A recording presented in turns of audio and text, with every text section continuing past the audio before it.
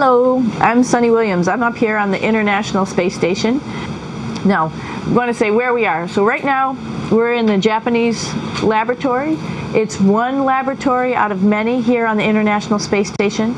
It's actually on the left-hand side. If I was International Space Station and I was flying through space like this, my left hand would be where the Japanese laboratory is.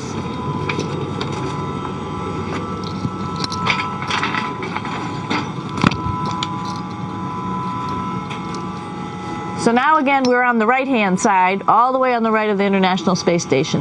This is Columbus, the European module. It has science experiments all over. You could see it looks a little bit crowded. And here we do a lot of our medical experiments. So this is Node 2. This is a really cool module. Of course, most of these modules you'll see they have 4 sides and they're put together. That way we could sort of work on a flat plane, either a wall, a floor, another wall, or the ceiling. But you know, again, all you have to do is turn yourself and your reference changes. The reason I'm bringing that up is because this is where 4 out of 6 of us sleep. And so people always ask about sleeping in space. Do you lie down? Are you in a bed? Not really, because it doesn't matter. You don't really have the sensation of lying down. You just sit in your sleeping bag. So here's one sleep station right here. I'm going in right now. You can follow me if you want. So I'm inside.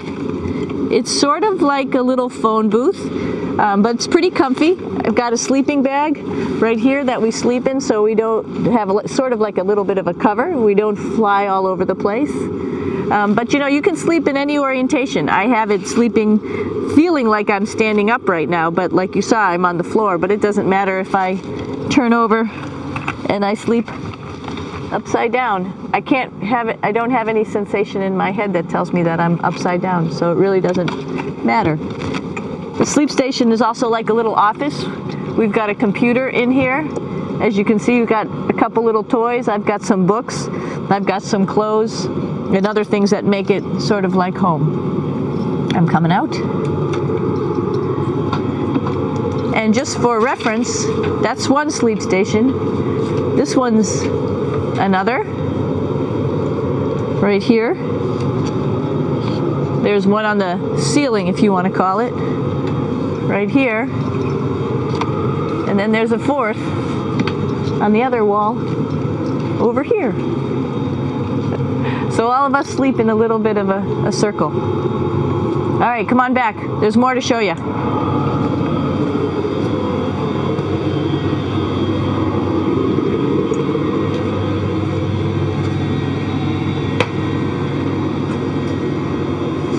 Here we are in the U.S. laboratory. Again, this is a laboratory with science experience on all of the walls here, all sorts of stuff that we do.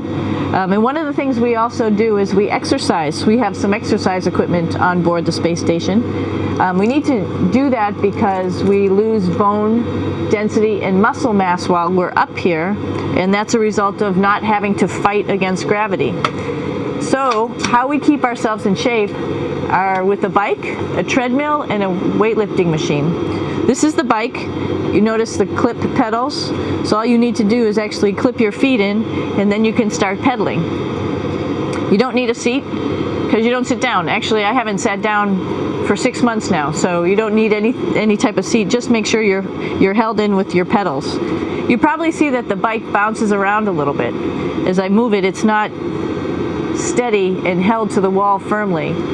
And the reason for that is the space station is pretty big. You saw that there's also solar arrays on the space station. If we start putting any forces into the space station, it's going to make those solar arrays bounce around a little bit. So to prevent that, the machines bounce around a little bit, move around a little bit, and that way we don't put any forces onto the structure of the spacecraft out to the solar arrays. All right, a little farther on. Come on.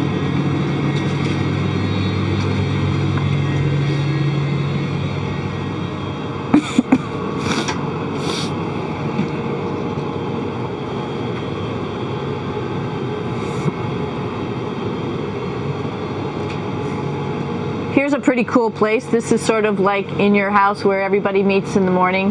After you wash your face, brush your teeth, you want to find something for breakfast. And this is our kitchen. You might notice there's all sorts of foods here.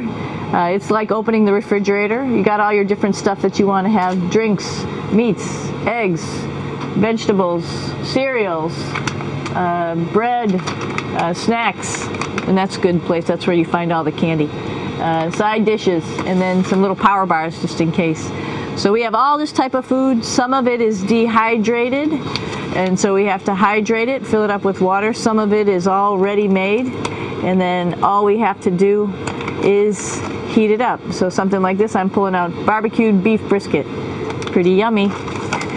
Not only is this food made in the US, but we also have food here from Japan.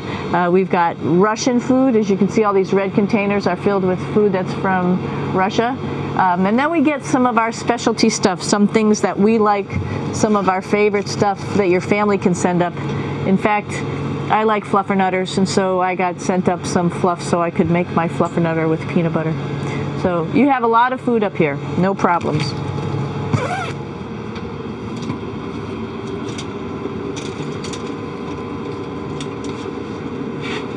I'm here with my two buddies in the airlock.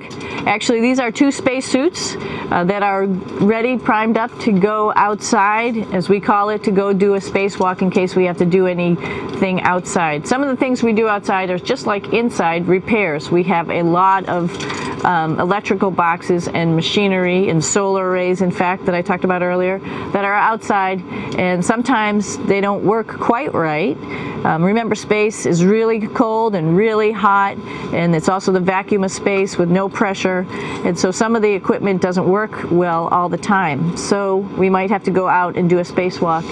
Right behind me is actually the hatch that you go out into space, and right now we have it filled up with a couple other spacesuits because we've got 4 of them up here and some of our tools. But right behind here is the hatch in which you actually go right outside into the vacuum of space. The spacesuit is pretty big, as you can see. It's like being a football player. Part of the reason it's so big and bulky is because of this backside, this backpack. It's like going on a hike with a backpack, but the backpack and the suit weighs about 300 pounds. Luckily in space, nothing really weighs anything, so you don't feel that it's so heavy. But we need to have such a big suit because that guy back there is essentially the heart of the spacecraft. I call this actually a spacecraft. It has all the oxygen for you. It has all the carbon dioxide removal system for you. It also has a heating and cooling system to make sure to regulate our body temperatures while we're outside. It also has a computer, so it tells you on a display here if there's anything that's going wrong with the suit, if we're running out of oxygen, if we have too much carbon dioxide, or any type of electrical problem. So it's a pretty awesome little spacecraft, and actually got to go out, use my little spacecraft a couple times, and it worked like a charm. Lucky that it works very nice. You might want to see what the helmet looks like. It's pretty cool too. We don't usually go out like this, so you usually can see when the helmet's open. So you can see what it looks like inside. Somebody's little head would be inside of here. So you can see, you can turn your head all the way around while you're inside of there, but the helmet stays still. So that's determines how far you could see. And it's usually pretty sunny out there, so we have to wear our sunglasses, and this is our sunglasses right here, which make you look pretty cool.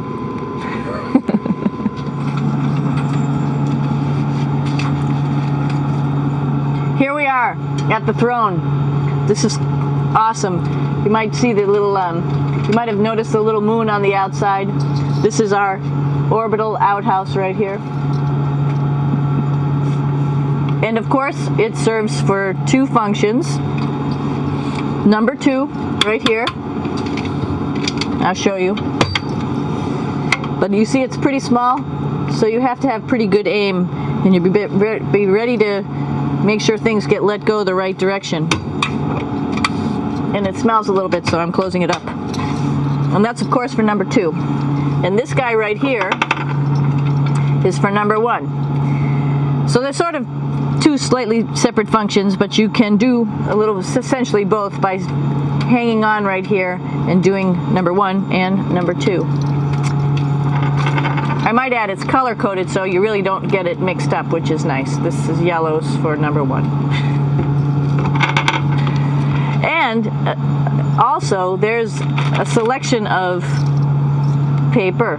People always ask about toilet paper. What do you do with toilet paper? What kind of toilet paper do you have? We have gloves just because sometimes it does get messy. We have some Russian wipes, which are a little bit coarse if you like the coarse type of toilet paper. We have some nice tissues, which are nice and soft if you like soft toilet paper.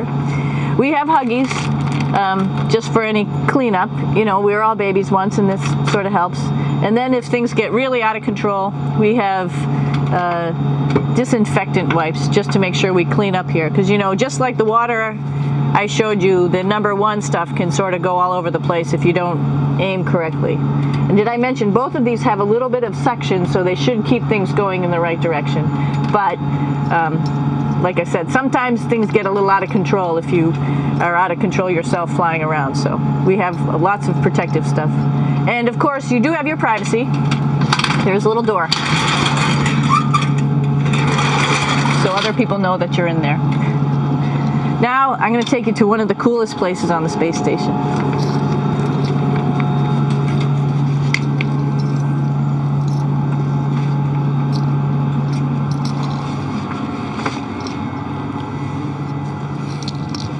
It's like a glass-bottom boat.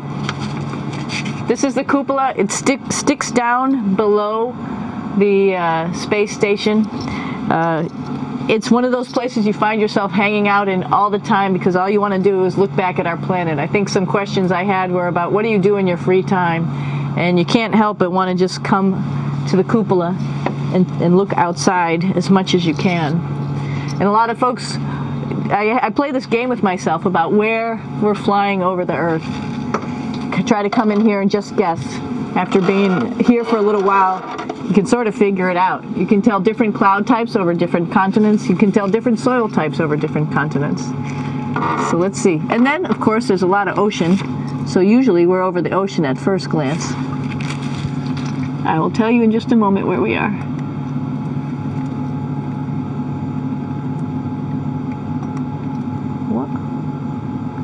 There we go. Oh, right now we are right over Africa. It's a little bit cloudy, as you can tell. But we're right over the continent of Africa. Hey, what's that? I think that's a Soyuz spacecraft. That's the spacecraft that's taken us home to planet Earth today. Oh my gosh. We might have to go take a look at that. That's pretty cool. It's a little bit smaller than the rest of the spacecraft, the space station, so you'll see if we go there, it'll be a little bit more crammed. But we're going, you can look all the way back to the back of the spacecraft, which is where the Russian segment is. And then you could look all the way forward to the front of the spacecraft, where the Japanese laboratory, the European laboratory, and the American laboratory. Hey, one thing I didn't show you, or I talked about but I didn't show you, was the exercise, another piece of exercise device. This is what we call the ARED. And with this, you can lift weights based on vacuum in these cylinders, just like you do at home at a gym. For example, if I wanted to do a squat, I could do it like this. Oops. I should need some weight on this thing. I'm not lifting with anything, so it's too easy. One of the cool things you could do things that you can't do at home. For example, single leg squats with just one leg, because the other leg, you won't fall over. So all sorts of stuff. You can also do bench press. We have a bench that we could add on here, so you can work on your beach muscles. All right. I showed you the Soyuz. Let's go check it out.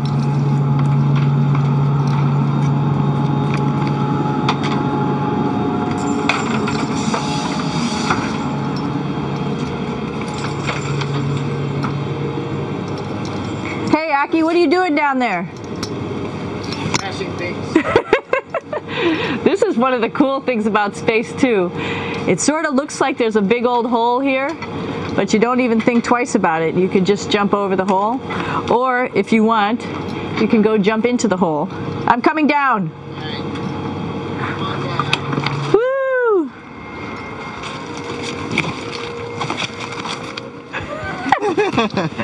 Then you can come right back up again, like Superman. Woo!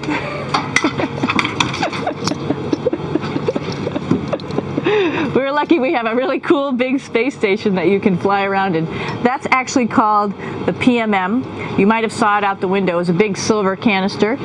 What's really great about that is it's essentially our closet in our pantry, or whatever you want to call it. We have extra food down there, we have extra clothes, we actually throw the trash out down there. So it's nice and organized, and we have all of our stuff that we need while we're working in all these other modules all stowed in this location down here. And it's a lot of fun to play in. Now that's a lot bigger than the Soyuz. Oh, one thing we need to show you is our patches here. While we've been up here, we've been Expedition 32 first, and then just recently we're leaving. We were Expedition 33, and there's all the crew members who are up here with us right now. Myself, Yuri Malenchenko, Aki Hoshidi, if you can read Japanese, Yevgeny Turelkin, if you can read Russian, Oleg Novinsky, and Kevin Ford, who just took over as the commander of the space station and will be the commander for the next couple months. And he, by the way, is behind the camera right now. So you can say, hi, Kevin. So we're going into the Russian segment. Be ready. You don't need a passport either.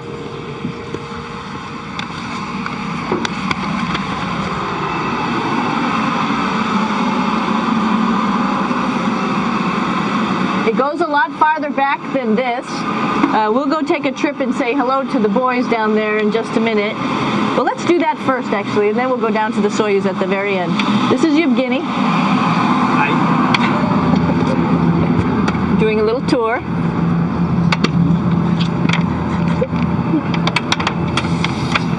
This is the FGB, and what's cool about this module, it is actually the very first piece of the space station that came up in 1998.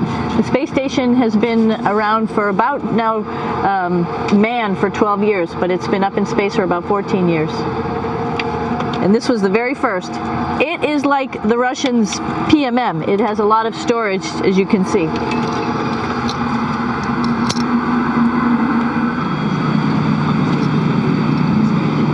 So here we are in the heart of the space station, really. This is the service module. This is the central post. In case we had any problems, I know a couple of the questions were about what type of things do you have to worry about. And some of the things we have to worry about in space are fire. If we had a fire, if we had a depressurization, like we were hit by a micrometeorite and it made a hole, or if we had some type of toxic atmosphere. We use ammonia for our radiator, so there is a possibility that ammonia could come into the vehicle, and then it would be bad for all of us. If we have any of those problems, we come right here, which we call the central post. It is the main heart of the space station. It was also the first computers that came up here that ran the space station. And so behind this wall right here are these main computers. So we gather here as a group of 3 or 6 and then figure out how we're going to either fight the fire, patch the hole, or solve the toxic spill. And what's cool about this module, of course, it's the central post. It also has great windows right down toward Earth. It has controls to fly in visiting spacecraft if they need some assistance right here. It has Russian computers as well as American computers to help us control anything we need to on the space station. It's a couple of our crewmates back there, Oleg Novinsky on the right and Yuri Malenchenko on the left. And there's also a second bathroom here, which is really cool because 6 of us going to one bathroom is really tough. And so there's one bathroom here and one bathroom on the other side where I showed you. And you can probably see on the wall behind Oleg and Yuri some of the heroes of the space program. Korolev, Sergei Korolev, who was a chief designer of putting men into space, and of course on the right-hand side, Yuri Gagarin, the first man to go into space. So just reminds us of our roots. I'm gonna stop here just for a quick second. You can see on the Russian spacecraft there's also other modules that stick out, down, and above. Right here is, let's see, I'm trying to be oriented. That's a place where we do spacewalks from for the Russian side. There's Russian spacesuits in here, and also a visiting vehicle which brought fruits and vegetables and becomes a trash container when we undock. Up on this side is also a future place where they're going to do spacewalks from, and connected to it is Kevin's, Oleg's, and Yevgeny's Soyuz spacecraft. And now let's go see ours. О, извините, No problem. это пробка.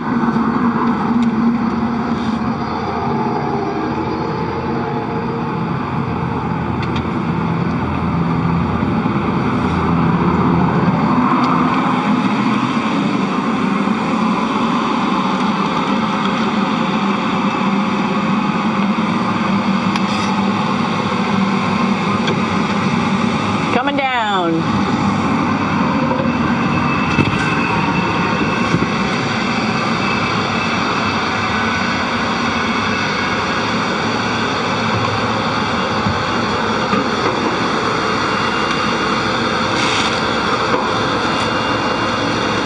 Tricky getting in here.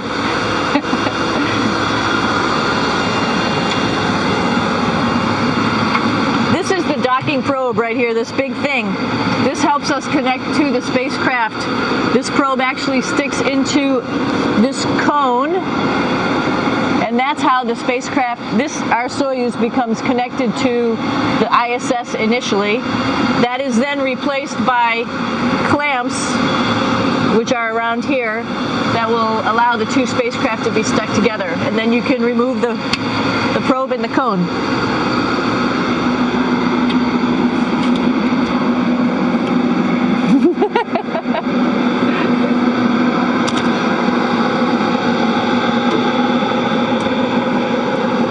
You okay? All right, so here we are in the Soyuz. This is what we call the BEO, the living compartment, Bitovoy Otsek in Russian. It also has a little bathroom. It's not as good as the other bathrooms, so we try not to use it too much. It has drinking water in it if we need something to drink. And then, of course, it's filled up with a lot of cargo for us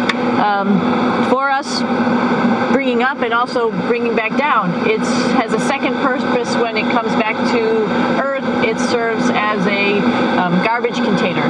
During the descent, we'll get rid of this area right here, and everything that's in it will just burn up as it's coming into the atmosphere, so that way we can get rid of a little bit of trash. But the main area where we were on launch and where we're going to be on descent is down here, because we're not part of the trash, so we're in a safe place. So we're in the descent module, SA. It's a little small, but you can get in.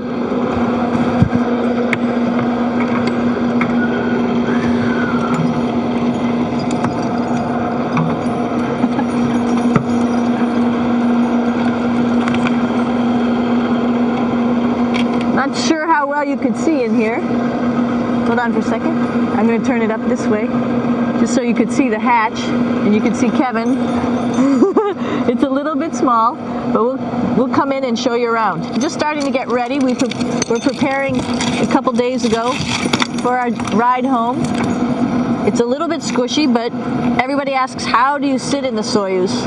And you sort of sit in your seat like this. The seat is molded to your body, and so you can just sort of squish in here and be pretty relaxed. Everybody has a handmade seat for them. And then, of course, there's a control panel, and that's where we do most of our actions and work right here. There's hand controllers which you can fly the vehicle with, and there's a stick right here primarily used for communications when we're trying to talk to the ground. So 3 of us fit in here. Like I said, it's a little squishy, but somehow it seems like we all managed to get in here and fit pretty well, and it's a pretty safe ride home. You're probably wondering, what's all this junk behind us? Well, it's all of our parachute, first of all, and then it's all of our survival gear, just in case we end up landing in some strange place on the planet and nobody's there to rescue us right away. We have all sorts of survival gear with us, keeping us safe in here. So they've pretty much thought of everything. And we'll be home on the planet within the next 12 hours. Pretty shocking.